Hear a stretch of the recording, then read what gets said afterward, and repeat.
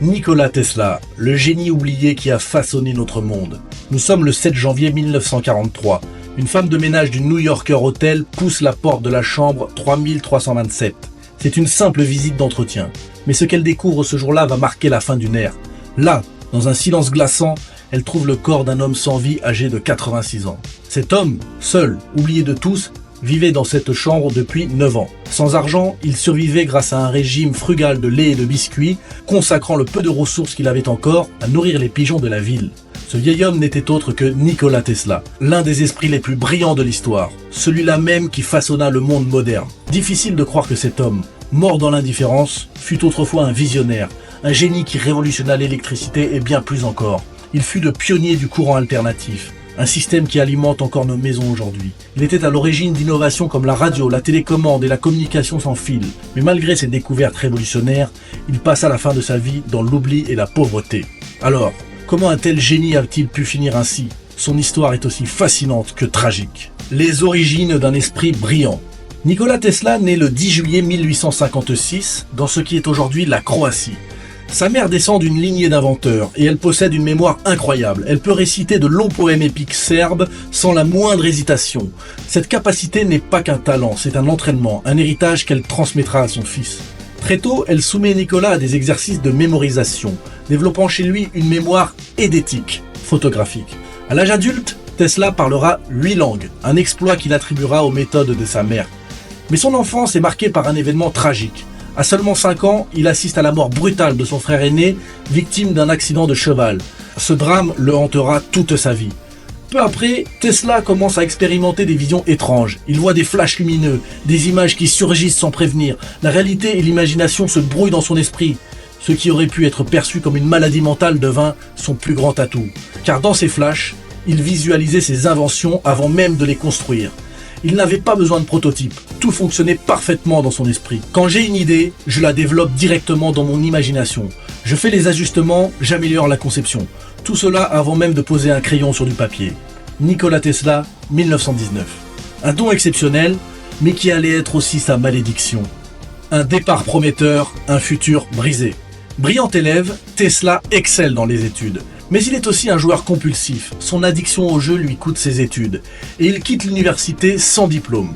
Malgré cela, il trouve du travail chez la Continental Edison Company, en France, où il installe des systèmes d'éclairage intérieur. Son talent est vite remarqué. On l'envoie réparer des dynamos et des moteurs à travers l'Europe. Puis, en 1884, son employeur lui fait une offre en or. Un poste chez Edison aux États-Unis. Tesla accepte immédiatement et s'embarque pour New York. À son arrivée, il rencontre Thomas Edison en personne. Les deux hommes s'admirent mutuellement, mais cette admiration ne dure pas longtemps. Très vite, une rivalité impitoyable s'installe entre eux. La guerre des courants. Tesla vs Edison. Edison croit au courant continu, DC. Tesla, lui, est convaincu que le courant alternatif, AC, est l'avenir. Pourquoi ? Parce que l'AC est plus efficace, il peut être transporté sur des longues distances sans perte, contrairement au DC qui nécessite des générateurs tous les kilomètres. Tesla tente d'expliquer à Edison les avantages du courant alternatif, mais Edison refuse d'écouter. Pire encore, il sabote les efforts de Tesla.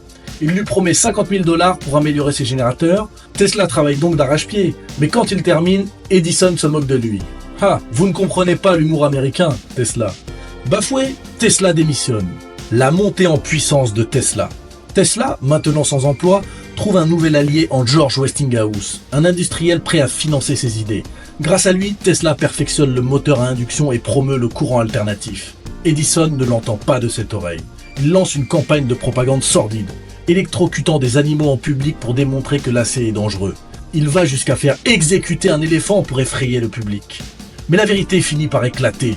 Le courant alternatif triomphe. L'exposition universelle de 1893 est illuminée grâce à Tesla. Puis, en 1895, son système est utilisé pour alimenter New York depuis les chutes du Niagara. Tesla a gagné la guerre des courants. La descente aux enfers. Malheureusement, Tesla n'a pas l'âme d'un homme d'affaires. Il refuse d'exploiter financièrement ses inventions, préférant partager ses connaissances. Pire encore, il abandonne ses droits sur ses brevets pour aider Westinghouse à éviter la faillite. Ses inventions continuent d'être volées. Marconi, financé par Edison, utilise 17 des brevets de Tesla pour envoyer le premier signal radio transatlantique. Tesla porte plainte, mais la justice lui donnera raison seulement après sa mort. Son projet ultime, le Wardenclyffe Tower, visait à transmettre l'électricité sans fil dans le monde entier. Mais personne ne veut financer un projet qui ne rapporte pas d'argent. L'oubli est la mort d'un génie. Dans ces dernières années, Tesla vit seul, dans des hôtels à New York. Il passe son temps à nourrir les pigeons, son seul réconfort. Le 7 janvier 1943, il meurt dans l'indifférence, alors que le FBI confisque immédiatement ses travaux. L'héritage de Tesla. Aujourd'hui, nous vivons dans un monde façonné par ses idées. Tesla était un visionnaire, un génie incompris. S'il avait été écouté, peut-être aurions-nous eu l'électricité gratuite et la Wi-Fi un peu plus tôt. Mais une chose est sûre, chaque lumière que tu allumes, c'est un peu de lui qui brille encore.